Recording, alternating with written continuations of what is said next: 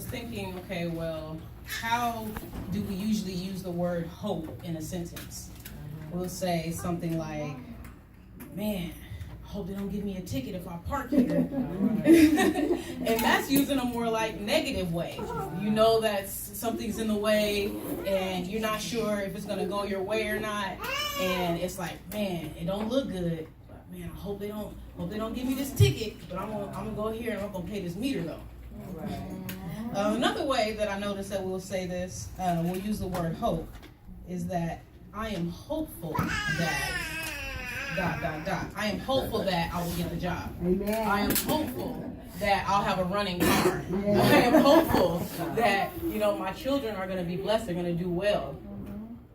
And that's more of having using the word as faith, not as just, oh, there's something negative here and focusing on the negative. But no, I have faith. I am hopeful that this will come to pass. I am hopeful that this is going to happen. So the question that I'm asking, one of the questions is, what are you hopeful for? What are you hopeful for? Are you acting towards something positive, or are you reacting to something negative or a negative situation? So saying, I hope I don't get a ticket. So that's more of reacting to something negative.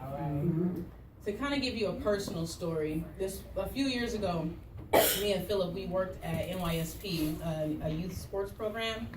And in the summer, we would have to drive downtown, knowing that our tags were expired, or we didn't have all the change to pay for the meter. And we was like, man, hope they don't give us a ticket today. And I think we had to be there Monday through Friday, and almost every day they found our car.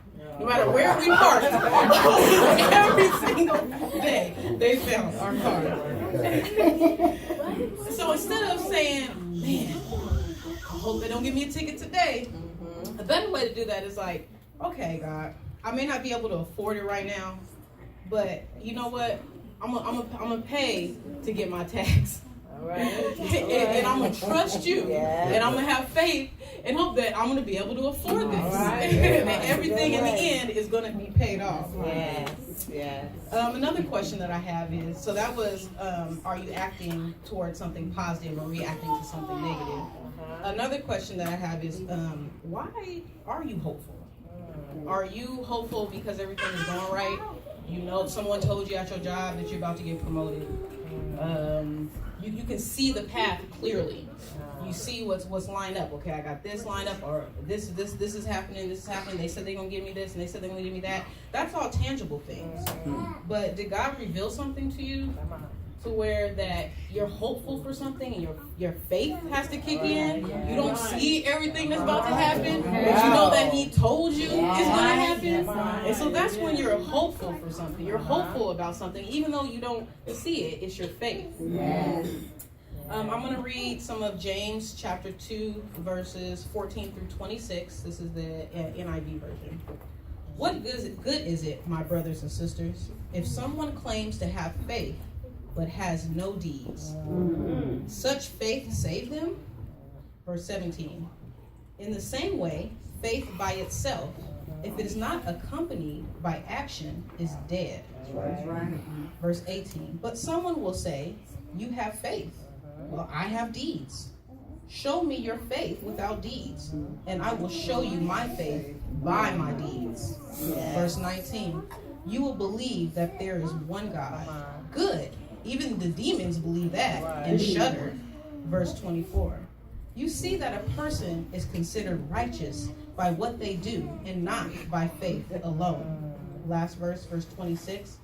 As the body without the spirit is dead, so faith without deeds is dead. So what are you doing to make what you're hopeful for happen? What are your deeds? Are you praying? You filling out the applications? You doing the phone interviews? Are you not just hoping, oh man, I hope my son get it together? Or are you talking to him and praying with him? Elder Johnson could have just been like, oh, man, I hope my car starts tomorrow. I ain't gonna go get the spark plugs though. But I'm hoping it's gonna start tomorrow. But being hopeful about it and putting your deeds into it. He went and got the spark plug. You filled out the application. You talked to your son. It's like it's all together. Like, where are your deeds? What are you doing toward this? Or if you're hopeful for a degree, are you researching programs? Or are you just saying, one day, this might happen for me, but you're not working towards it? Are you looking up scholarships and internships? Are you hopeful for a family member to succeed? Or are you just saying, man, I hope they don't get arrested again? But, I ain't gonna go talk to them.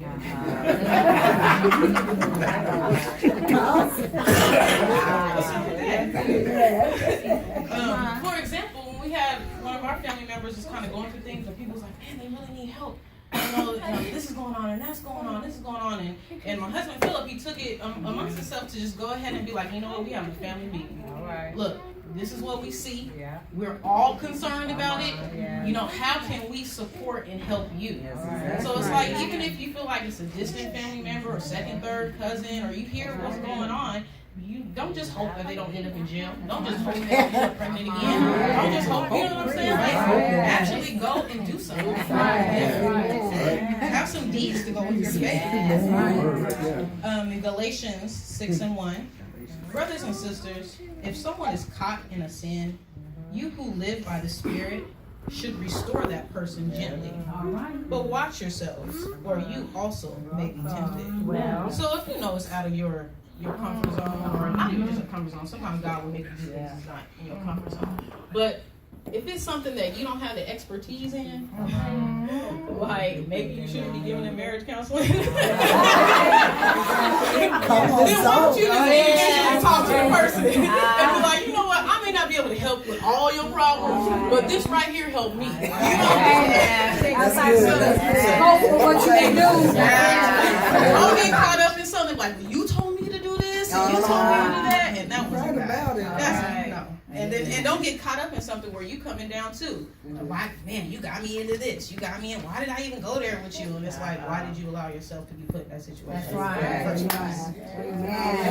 Good word. Yes. My next question is, what is getting in the way of your hope? Actually, no, sorry.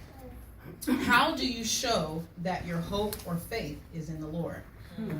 So I was reading about David in 1 Samuel chapter 30, and hopefully I say this right, Amalekites.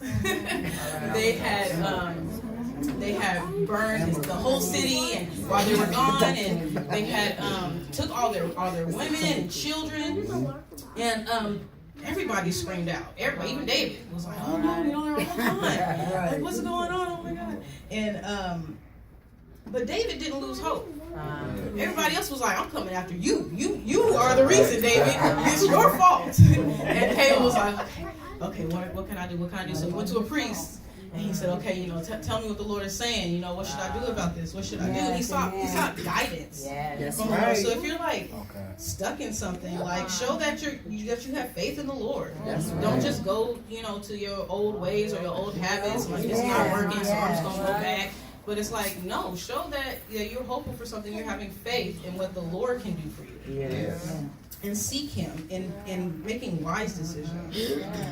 David went back and he retrieved everything. Nothing was missing. I don't think a piece of bread was missing. Nothing was missing for everybody.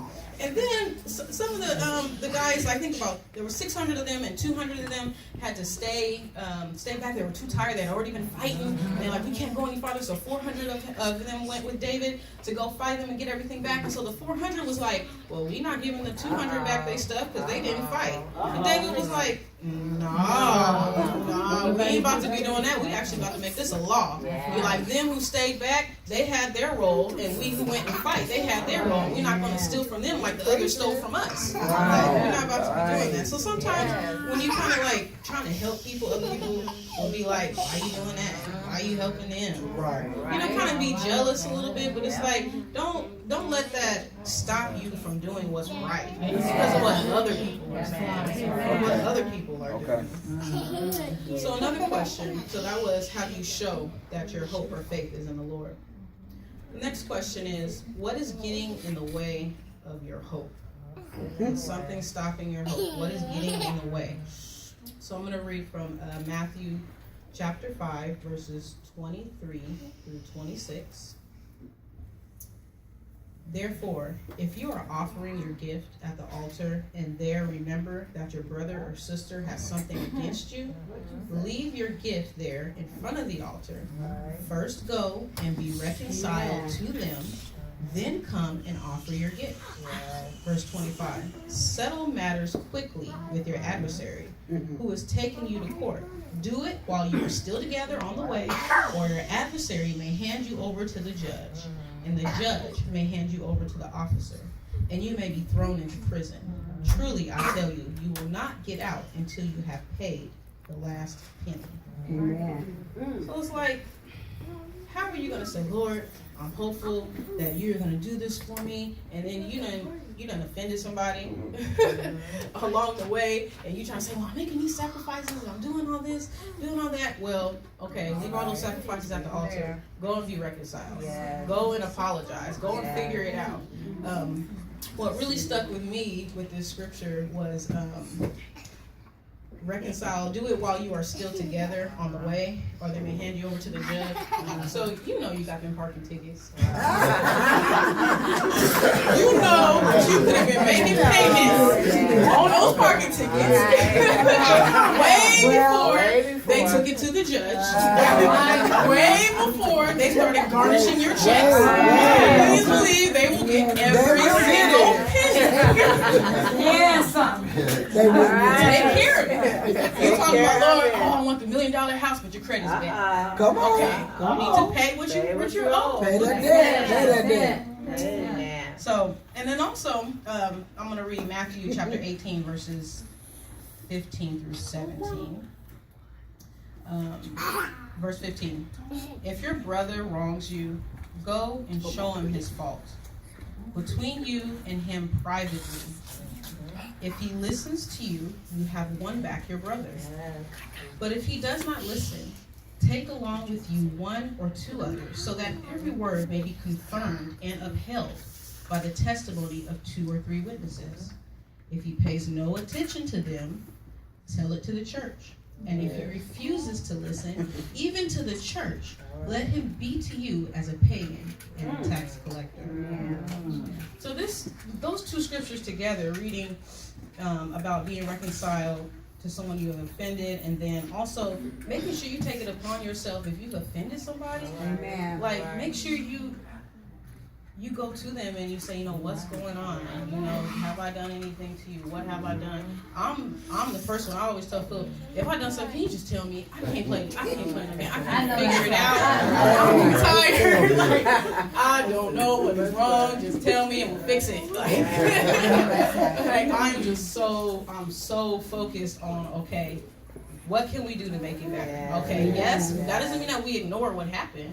Let's state the facts, not dwell on it, but state it and say, okay, this is going to be changed, that's going to be changed. Next time, this is what we're going to work on. And then we can compromise. Both can compromise. So it's like, you both are responsible. Whether you've been offended or you are the offendee. It's like, if you've offended somebody, you know, make it right. If someone offended you, don't just be like, every time she comes to church, she get on my nerves. Like, you telling everybody else about, you know, what this person undid, and then they like, she just looked at me, like, why is she looking at me? And she ain't even thinking about you. She don't even know that you're offended because you haven't said anything. And it's as simple as, you know what? Sister so-and-so, you know what, the other day, I didn't know if that comment was for me, but I felt like it was for me. Like, oh no, I'm sorry, it wasn't for you. Or, you know what, I did say that kind of wrong. You know, I'm sorry. I shouldn't have said it that way. So it's like simple things. Simple things. Both of you guys are responsible. So just don't think just because someone's done you wrong that you're not responsible to reconcile. That's right. And if they don't listen, they don't listen. You have witnesses, you've tried. Then they're not listening. It's like I've explained to Philip a couple times over the years. I'm like, you gotta learn how to put people in their proper place. Like, if you show me yourself, then that lets me know where to place you in my life. Okay, are you trustworthy? Are you somebody that I can talk to? Or are you somebody that I can help mentor? Are you somebody I can give advice to? Or you always call me and you don't really ask me how I'm doing? Or is it reciprocal? Like, and then I can accept it as that. Like, do you come over and ask how I'm doing? Or do you always ask me for money? I told my sister once, I said, yeah, so you always ask me for $20, but you don't be coming to church when I ask you to come. Or you say that you're going and then you don't show up. At least you can call me. I said, no, I'm cool. Yeah. But after a while, she said, you know what, I'm maturing. Yeah. And if she can't make it, she'll call or give a text and say, I'm sorry, I can't do it. Or most of the time she'll show up, which is awesome because she never showed up. So it's like, okay, it's getting to you. I didn't want to offend you, but I wanted to tell you straight, like, you can't keep doing this. And it's not that you're not coming, it's just that you're not keeping to your word. You said you was going to do something and you're not doing it. So, again, back to the original question. What are you hopeful for? What are you hopeful for? Are you acting towards something positive or reacting to negativity or a negative situation? Why are you hopeful? What are you doing to make it happen? How do you show that your hope or faith is in the Lord? And what is getting in the way of your hope? So I'm going to close with this. The season of hope is your faith. It is your faith. I like that.